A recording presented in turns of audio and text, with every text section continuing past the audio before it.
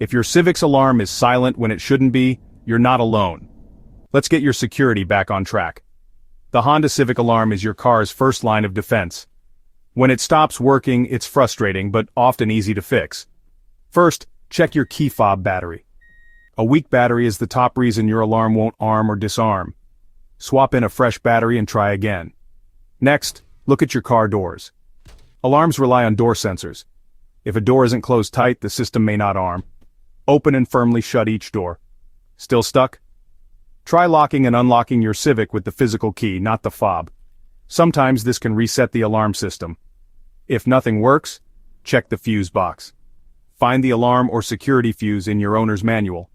If the fuse is blown, replace it with the same type. Finally, if your alarm's still silent, it may need a reset or a dealer check. Don't ignore it. Your car's security matters. Now you know the steps to get your Honda Civic alarm working again. Stay safe and drive on.